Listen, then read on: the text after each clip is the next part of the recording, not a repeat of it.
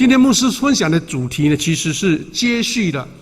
前面我们的教会建造的主题。这建造的主题是怎么样呢？我们是之前有提到教会5个教会建造意向的第2个，第2个是活出爱的健康教会，就是大家彼此相爱。那前2个礼拜牧师用真门徒正主爱，其实这个主题牧师在我们教会当中应该讲过2次了。那我们常常在讲有时候教会圣经的真理呢，就是不厌其烦的一再提醒，就好像我们现在习惯说，因为很重要，所以要讲3次那牧师大概不要讲3次，还要继续讲，因为神的真理真道就要常常提醒，常常叮咛。那就像我们家里的长辈呢，会提醒我们做一些很重要的事情，生命很重要的事情。那这个大家彼此相爱、健康教会的这个主题呢，其中有一个点我们有提过，什么点呢？就是爱要在教会中施行，而且说爱要在教会中操练，好像这一个教会里面就是一个爱的操练场地就对了啦。那这个操练场其中有一个小题，就是要跟兄弟姐妹和好。那牧师提到说，你要克服软弱，想尽办法以得罪你或是你得罪的弟兄和好。这个不是一个简单的课题啦，这是一生我们都要面对的所以呢，我们今天就针对这个课题把它扩大，一起来想饶恕的功课。那饶恕的功课呢，首先就提到耶稣所讲的人如何赦免70个7次。赦免70个7次，到底这个数字有什么模范的意思，或是说有什么特别奇妙的感觉呢？那经文这样说，刚刚读过了。那时候彼得来问耶稣说：“主啊，我的弟兄得罪我该饶恕他几次呢？7次够吗？”耶稣说：“不是7次，而是70个7次。”这个话题大概刚出信的弟兄姐妹读过这段圣经，应该也是印象深刻啦。那我们如果用一个模拟的场景，为什么彼得会问这一句话？你觉得彼得为什么会问这一句话？如果你了解彼得的个性彼得又被称为基法，彼得是一个脾气很，不要说暴躁，是很刚烈的人做事情就是冲那种感觉。那他问耶稣说：“得罪7次是我要饶恕他7次够吗？”你觉得是彼得是气氛是怎么样？我自己的感觉我不能说圣经没写但是我觉得说彼得大概问说：“老师有人得罪我我勉强来饶恕他，我一尽力做7次，你觉得够不够？”有点觉得说我7次已经很不得了了，7次已经我的极限了啦。因为我们圣经里面在旧约的时候还有讲说以牙还牙，以眼还眼，对不对？从旧约他们犹太人的，你看现在包括犹太的国家，他对周边的国家是不会轻易放过你打我1拳，我打你5拳呢他们那种个性。那从彼得来问他，到底是觉得说我这样够不够？是不是有一种类似说老师你不要太勉强我了吧，我7次已经是最极限了。没想到耶稣回答几次呢？70个7次，哇，那几倍就70倍70倍。那你觉得耶稣讲这话是不是有一点跟彼得有在开玩笑，或是抬杠嘛？对不对？7次，如果从一般人来讲，哇，已经圣人了吧，对不对？那还70个7次，那耶稣你等于是强人所难嘛？那大概你们在讨论圣经，大概可以都讨论这些话题啦。那我觉得我的感受是这样子因为耶稣讲的这个答案没有人敢说好，那我就按照耶稣的来做。很多人困难，只是说哇，耶稣你的标准真的太高了吧？好，耶稣说赦免70个7次，这是人的能力所及吗？如果从我来讲说那真的是要投降了，没办法。我能够原谅他一次就已经不得了了，彼得7次还算厉害耶，70个7次那怎么可能呢？我们要去想到说得罪人的，甚至杀人的凶手，这样更严重的伤害，我们有什么理由让他得赦免呢？对不对？那这是我们人生的话题了。各位比较有一点年纪的人知道了哈，23年前台湾发生一件非常轰动全台湾的凶杀案，就是白小案，有没有？白小燕被绑票撕票，那个出名的犯罪就是陈进兴，大概是台湾一个最著名的一个凶手，因为他杀了好多人。那这个案子呢，已经23年了。他的妈妈就是白冰冰，这个歌星到现在还是没办法走出来。每一次台湾如果发现一些谈有关废除死刑的议题白冰冰一定跑出来讲说，恁兜都无发生了，你也讲这安尼，他觉得说你讲这个话题太遥远了啦，全世界都在谈这个话题唯独台湾，大概民意也觉得说这种人要让他永远隔离这个世界。所以你觉得这个人的一个仇恨或是一个伤害，你看多大？哪有可能一下子讲就讲得完呢？所以这个变成一个全台湾的话题了。现在如果有人提这个话题，大概都是不敢太明显，因为很难去沟通了，很难去沟通。但是我们如果说从一个不同的角度来思考，耶稣说70个7次，我倒是我的认知跟理解是说，耶稣是要我们就是困难嘛，所以你要一次一次操练看看，一次不行再下一次，走出伤痛、愤怒、怨恨跟报复的功课。耶稣不是说不看重我们遇到的伤害，耶稣绝对不是如此。如果耶稣讲的这种话，但我们觉得说耶稣你讲的太云淡风轻了吧？把人生遇到最大的苦难看成那么小事。耶稣绝对不是这个意思。为什么能证明呢？因为我们现在在受难周我们在受难周前50天，耶稣就是担当我们的所有的罪恶跟苦难呢。他知道这个很难做嘛，所以他就帮你承担了啦。所以耶稣绝对不是讲这个，耶稣是关心每一个生命的品质。耶稣在关心你我活在怨恨、苦难、伤害当中，你怎么活出一个基督徒的品格，跟基督徒的喜乐跟平安？这个才是耶稣所看重的。那些罪、那些仇恨由耶稣来承担，被钉十字架。所以我们可以看说，理解说，耶稣说77个7次，是明明知道我们做不了，但是呢，不要放弃，一次再一次。就好像我们的衣服弄脏了，一次洗不干净没关系下一次再洗，会慢慢稍微有点淡一点那一次洗不完，再洗，好像这个东西要经过时间的操练，慢慢来。耶稣的意思比较属于这样，因为我们不是圣人，也不是神，我们要一下子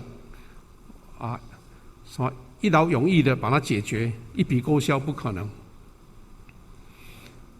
我们看到戏剧，看到电影，看到特别是中国的武侠小说、武侠电影，它就是一再的报仇嘛，对不对？报仇这样让你看得哇，这个很刺激，对不对？人都是有这样的困境，但是耶稣关心我们的生命，所以呢，仇恨跟愤怒呢，它的重点是在于说，我们把自己关在痛苦的牢笼当中。无论你是多么的无辜，对不对？你遇到多么大的软弱跟困境，请记得，一旦你有怨恨，你有不饶恕，你就是被关在痛苦的牢笼中。对方无论得罪你多大，伤害你多大，事实已经发生，但是你觉得要处理你在生命当中遇到的伤害，这个伤害没有人帮你处理。即使人家来跟你和解，人家跟你谢罪，或是登报道歉，你如果不理解自己，不处理自己，即使赔偿多少钱都没用，那个才是我们遇到的课题嘛。好，所以我们常常说，仇恨跟愤怒是把对方的错误拿来折磨、惩罚自己，这是非常吊诡的事啦，对不对？错是别人啊，痛苦是我。那尤其我们不要说那种杀人之仇啦，不要讲，就光我们亲人、家人当中遇到一些苦境的话，那就很受不了啦。我们常常在也不是有什么家庭伦理剧吗？那个8点档吗？大概就是彼此伤害，兄弟伤害，姐妹伤害，那个媳妇就是不原谅婆婆，婆婆气这个媳妇，夫妻之间那些怨恨，没有人能完全隔离，或是完全能避免，或是免疫的。这些是我们人的常态，我们所遇到的。好，那我们必须要认知说，这个是有可能在我身上发生的。所以呢，你一定要转换一个态度，用上帝的话来提醒你自己，但是不要用别人的错误惩罚自己。这句话就看到一个贴图了哈，一个贴图这样讲，就是这样讲，用神的话提醒自己，不用别人的错误来惩罚自己，那个是我们最终极的期待，对不对？错误有可能不在我身上发生，我就看得云淡风轻，但是在我身上发生，你必须要去处理。越健康的态度，越认真的态度去处理，你才能一方面受伤，但是得医治，但是你又得神的祝福跟恩典，这个才是我们努力的方向。那怨恨跟痛苦会产生的原因，我们不要说讲那个大仇大恨那个已经是这个是另外一个课题了这个等一下我会提。但是一般会产生的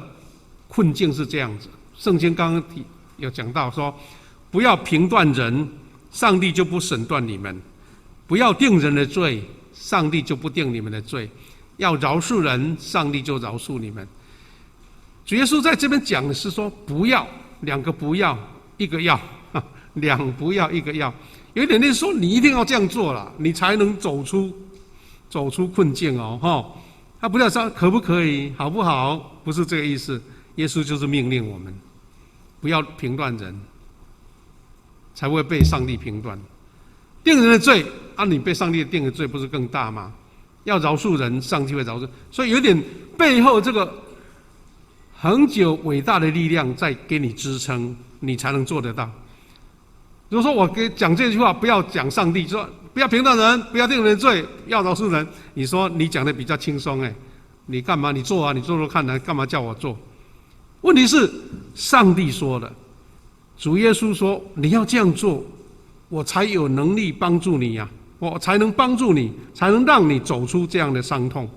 那这个是我们这个在思考神的话语当中一个很重要的转折点。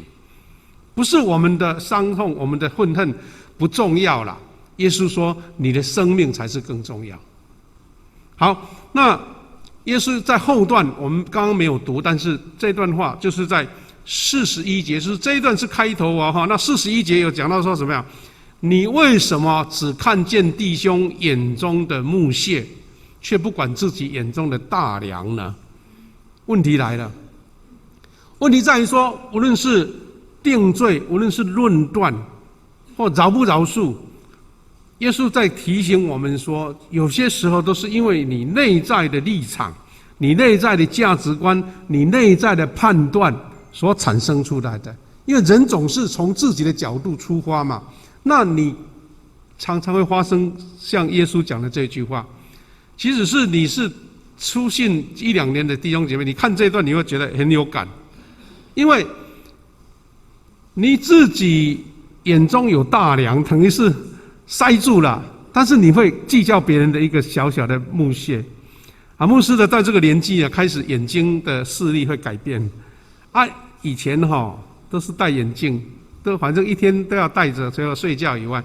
所以呢，感觉上骑车就蛮自在，因为不会像小孩子的时候常常被风杯刷，有没有？用到目睭了，因为囡仔时代还不用戴眼镜，有段时间觉得很舒服啊。最近呢，因为可以不用戴了，看远不用戴，有时候就忘了戴眼镜，就骑车出去，又有时候眼睛又感到不舒服，因为有一些杂质到里面去了。我们眼睛容不下一点点渣，对不对？但是耶稣说，我们人常常眼睛不是渣而已，是大梁，就是一个粗的木棒在你眼中，但是你计较别人一个小小的眼中的木屑，他是在讲说我们的偏见，我们的立场常常会有这样的问题。所以你自己眼中有大梁，你怎么对兄弟说？弟兄，让我去掉你眼中的木屑。耶稣讲为善哦，比如说，其实你不要讲那么多啦，你只计较别人有偏见，你自己偏见更大，你的错误更多呢。所以耶稣在讲说，你不要先去别人的，你先处理你自己。这跟我们刚刚饶恕的生命同样的意思。耶稣是要先你处理你自己，你先不要管别人有没有木屑。所以先把自己眼中的大梁移去，才能看得清楚，去把弟兄眼中的木屑挑出来。你一旦坦荡了，你做的事情别人就会跟着你做，因为你自己能够除去的话，别人会发现说，原来我也有木屑。好，那这段话是要告诉我们说人会产生冲突常是出于误解，或是站在对立面，站在不同的角度。那你想，台湾现在虽然是很多很棒，让我们觉得很幸福，但是还是很多吵吵闹闹，意见都不一样。环保议题啦，意识形态议题啦，对中国大陆的态度的问题，这些都是他讲都一定有理由的。但是怎么办？是因为大家彼此的出发点都不一样，所以性格的差异在相处的时候，就产生我们耶稣所说的眼睛中的木屑跟大梁。所以因为这样的话，我们就永远无解嘛，对不对？你讲你的，我讲我的天天讲不完。我拉一票跟我同意的觉得自己我们说同温层，对不对？我在一起讲的天花乱坠，觉得很舒服。但一票人根本不甩你，那你怎么办？耶稣关心的是人的生命的改变。大家一定听过或是看过一段故事啦，这个是一个经典，就是说在讲人的一个眼睛的差异，眼中的看见的差异产生的对立面。那我们常说，人是健康的、正面的、阳光的，你看的事情就是非常的平安喜乐。你如果是出于一个非常焦躁、生气有一点这个偏见的，你看每一件事情都不顺眼，对不对？好，如果你是快乐的时刻，你会发现说，哇，怎么今天风景那么好？如果不快乐的时候，怎么连那个鸟叫声都太大声，这样子，太阳它那么大树荫不够大，这样子。所以他讲中国出名的苏东坡的故事。他跟一个好朋友叫佛印法师有一天苏东坡一时心血来潮，就问佛印说，你看我坐禅的一个坐姿像什么？那这个佛印就给他回答说，你像一尊佛看起来哇，苏东坡好得意对不对？把我看成一尊佛。然后他在满怀得意的时候，就反问佛印反问说苏东坡，那苏东坡你看我坐姿像什么？苏东坡哇，他讲话都不留情面，他讲说，我看你像一堆牛粪哇，看起来他口角上是赢了，对不对？哇，差那么多。然后这个佛印就没回答，他就双手合十，微笑而去那回到家，他家有一个很聪明的苏小妹，他就很得意的跟他讲说，你看我今天跟这个佛印大师斗嘴，我赢了，你知道吗？我是像一尊佛，他像一堆牛粪这样子。但苏小妹跟他回答说：“哎呀，你输惨了你，因为你的心全部的污秽不干净，所以你看人家都一堆牛粪，其实是你心中有牛粪呢。人家一个修道的大师，把你看成你这个那么丑陋的人看成一尊佛，你还不感谢他，还这样子啊跟他斗嘴。那这个什么意思呢？就是你的心是干净的，你的心是喜乐的，看事情就正面的、阳光的。那可以从这个典故来看见，说我们人的差异何等的大，你的心的出发点是何大，你的存心是怎么样。所以其实现在很多人在研究这个人格特质啦。那一般社会上常常看见的，你可能在很多课程里面会提到这个9型人格，有没有？9型人格，就是说在统计人的一个各种表现对事情的反应，经过问卷，大概会有这9型人，有这9型，大概从最激烈的到最温和的都有哈。那当然，我们希望有机会呢，我们教会的一个团队能够来学这个课程，因为大家弟兄姐妹彼此相处，只要知道你的个性，大家会合得来，会觉得说你这样的反应是理解的。当然圣经里面也有很多型啦，都可以触类旁通，都可以使用哈。那不管什么型，什么改革者的型助人型享乐型挑战型这些都是一种你生命的形态。但这个形态你可以理解去处理，那不是谁好谁坏，是你能够成为你的一个造就。你把坏的抑制下来，把好的发挥出来，那你不只是跟人家有一个好的团队，而且你会在你的特质上成功。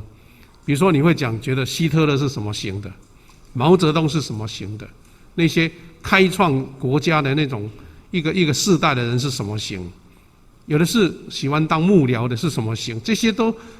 一个很科学的研究就对了哈。那这些性格管理学呢，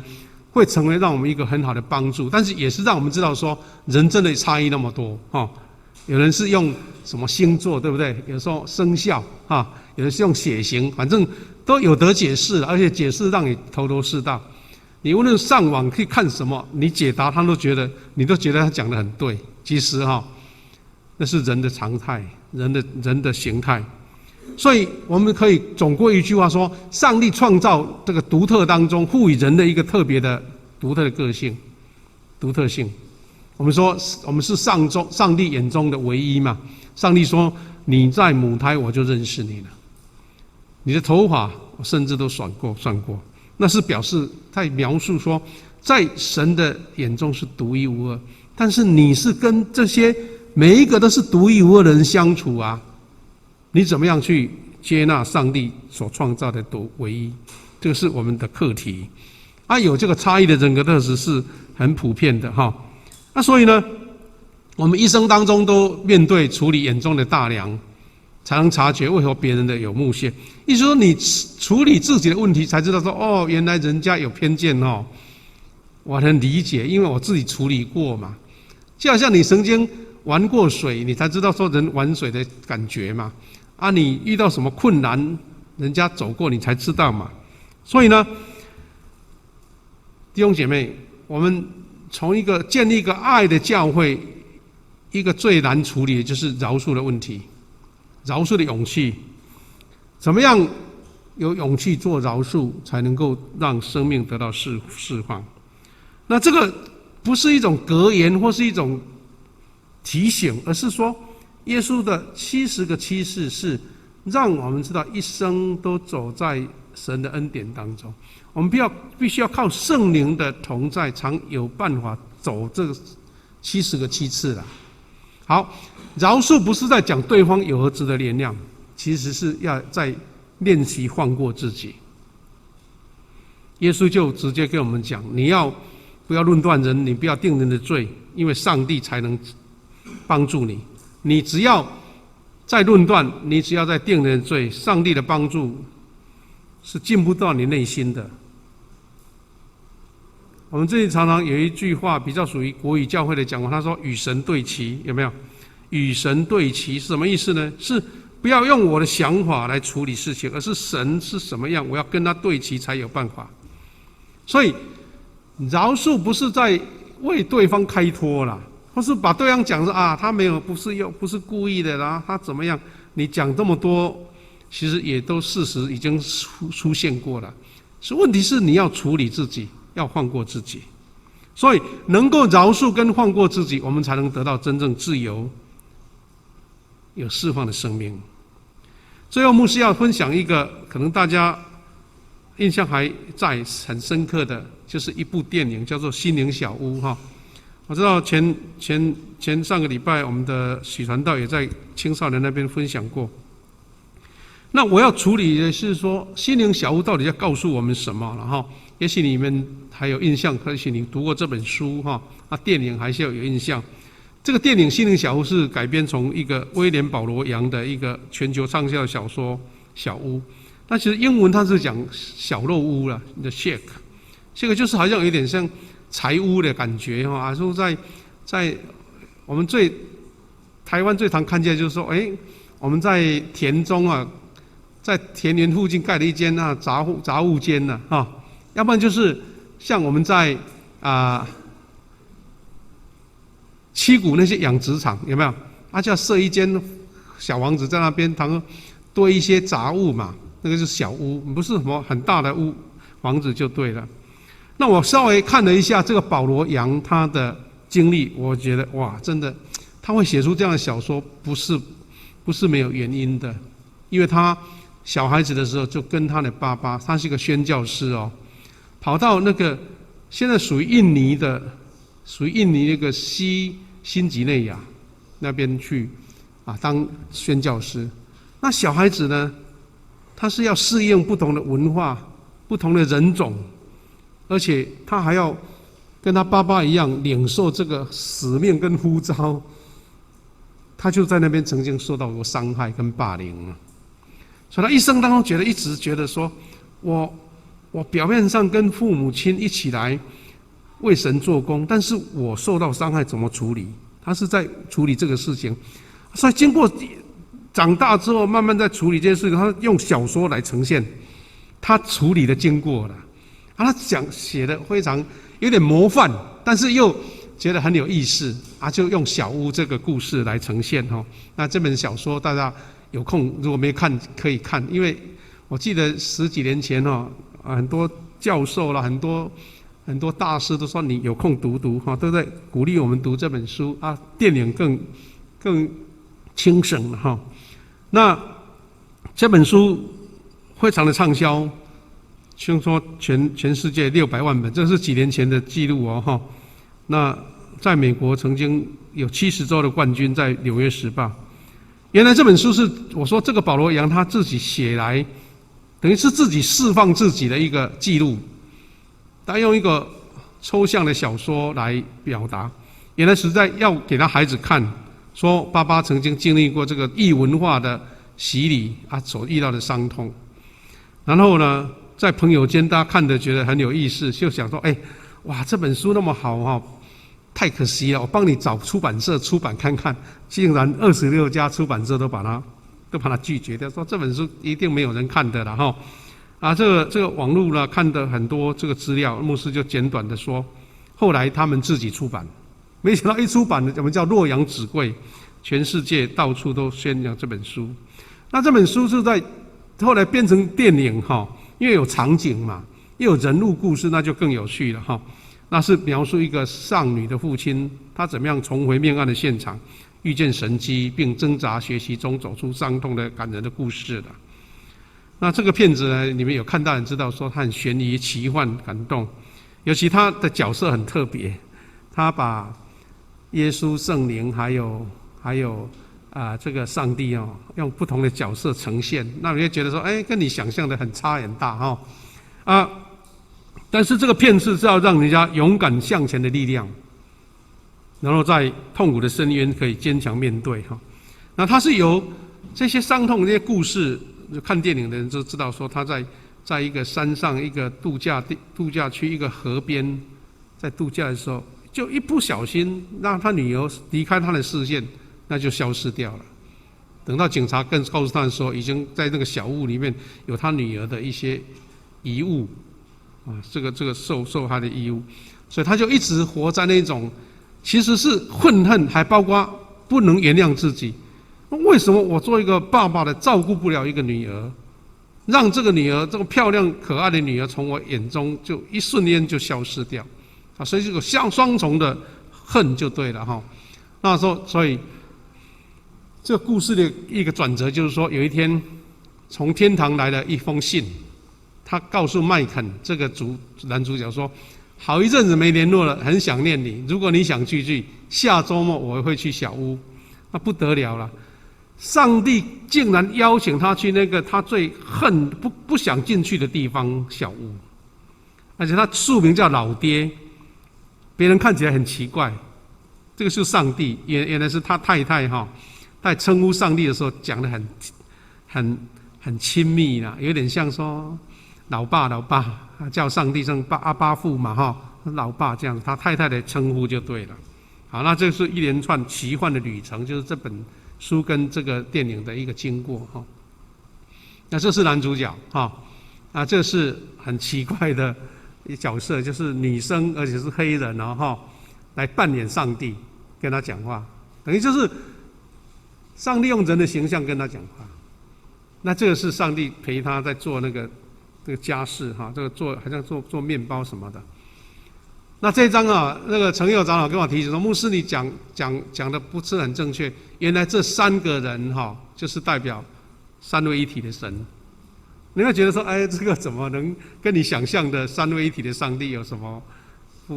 什么感觉不一样？但是他其实是用拟人化来把耶稣、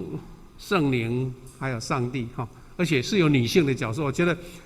在编导的角色，他有特别用意在这里了哈。好，不管如何，他只是要处理这个男主角所遇到的伤痛。那这个电影呢，大家有空应该我不知道在网络看不看得到哈。他这个电影其实是在讲这件事情的时候，他怎么样去处理，尤其上帝带着他一起去处理这件事情的时候。他小屋在处理就是信仰中最难解的苦难的神学，每一个人都或多或少都会遇到这些事情，用约伯记所呈现人生的苦难来探讨。那问题在于说，你不能阻止苦难、仇恨或是伤害发生，那你怎么样面对你自己？好，那大概有一些结论啊，就是说这个人他怎么走过来的，就是失去跟死亡是普遍甚至寻常的课题，自己并不是唯一受苦的人，这个是在这本书这个电影他所描述的，就是人都会碰到这个问题，但是呢，受苦会使人谦卑，也使人心柔软这样子。另外，受苦也是一种修复人性中的错误，也修复人际关系中。就是人性的错误或者人际关系上的错误，但是受苦让人觉得心柔软，但是某一种程度苦难会成为一个隔离啊，人跟人产生隔离，更隔离上帝。特别我们看到周遭有人遇到很大的苦难的时候，他对上帝还是没办法接纳，觉得说上帝你干嘛把这样的苦难放在我身上，他走不过来。我们不能用责备的角度说你这个信心不够，不是，是因为他自己软弱，他自己的能力没有办法去承担。我想上帝就会像跟对这个麦肯一样，陪他走过那一段道路。然后在这个奇幻的一个电影过程当中，让他看见他的女儿不是他眼中一直这10-20年来那一种痛苦或是伤害或是被残杀，而是看见他女儿在天堂那种快乐游戏，是他看见快乐那一面，他才慢慢觉得说，哎呀，我为什么还活在我女儿被杀害那个痛一直存在他身上，那个才是人最大的一个困境。感谢主，这本小说呢，为什么他提到人所面对的，你我都是一个软弱的所以在苦难中的孤独、困惑、愤怒或呼求，提供一个清晰、可信、诚恳、信任的回应。神不是给你一笔勾销，说：“哎，我把你吹一口气，你就完全忘记了。那吃那个失忆的药最好了。”而是让你去面对它，去处理它，去超越它，然后去克服它。所以每个人生命里面，这本书就在提醒我们说：你我每一个人或轻或重，你生命里、你的心灵里面都有这样的小屋啊。那小屋在某一种角度就是地狱啊，就捆绑你走不出来的地狱。那你到底一直要活在那个困境地狱里面，或是你那个无法言说的苦楚一直在缠绕着你呢？或是我们要上帝陪你